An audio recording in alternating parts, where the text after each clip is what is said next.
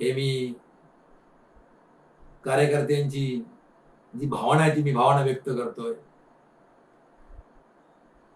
दत्ता सामंत हे किती सक्षम आहेत, त्यांच्याजवळ लोक का जातात हे आता isakal.com आहे देशातील नंबर 1 ची मराठी न्यूज वेबसाईट.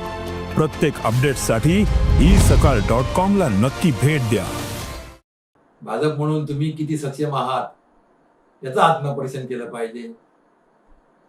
विकास कामांचा प्रश्न ग्रामस्थांनी मांडल्यास, अगर गावातील कोणी व्यक्ती आजारी असल्यास दत्ता सामंत, आमदार निलेशजी राणे साहेब यांच्या माध्यमातून अथवा स्वतःच्या खिशातून त्यांना मदत करतात.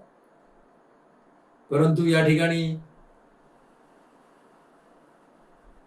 भाजपचे जे कार्यकर्ते आहेत त्यांच्या कानावर ही गोष्ट घातल्यानंतर, जे पदाधिकाऱ्यांच्या कानावर घातल्यानंतर ते वरिष्ठांची बोलतो असं सांगून आपले हात झटकतात.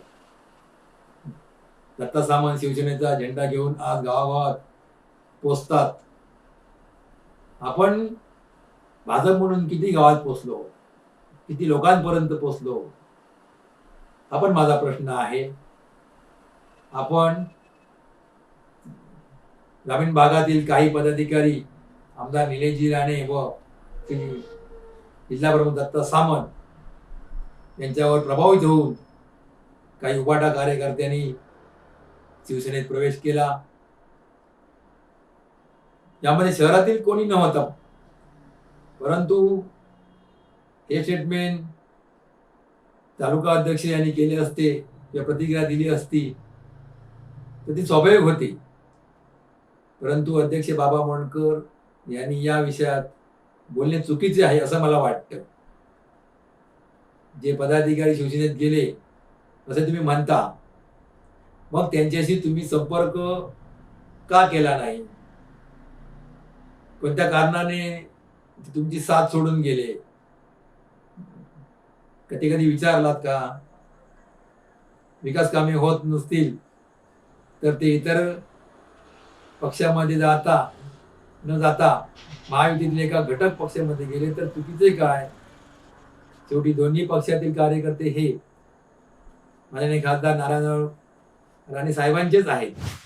आज जिल्हाध्यक्ष म्हणून काम करत असताना तालुका अध्यक्षाचं काम, शहर अध्यक्षाचं काम आणि जिल्हाध्यक्षाचं काम ही तिहेरी काम उगाच एका हातात घेऊन काहीतरी वेगळं पण काहीतरी दाखवू नये.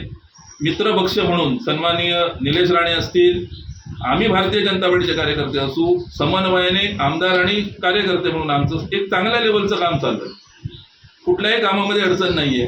परंतु याच्यामध्ये प्रत्येक वेळी सातत्याने कुठेतरी सगळं वातावरण कलुषित करण्याचं काम, मिठाचा खडा टाकण्याचं काम दत्ता सामंत सातत्याने करत आहे.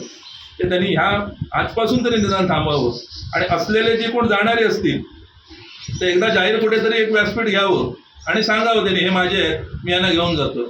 आमच्या पदाधिकाऱ्यांना प्रलोभन देणं, आमच्या पदाधिकाऱ्यांना विकासाच्या नावावर वेगवेगळ्या गोष्टी सांगून बोलवणं आणि आमच्याच नेत्यांचा अपमान करणं, सन्माननीय रवींद्र चव्हाण साहेबांचा अपमान करणं, सन्माननीय नितेश राणे साहेबांचा अपमान करणं, ह्या गोष्टी दत्ता सामंतांनी स्वतःच्या स्वार्थासाठी सोडून द्याव्यात.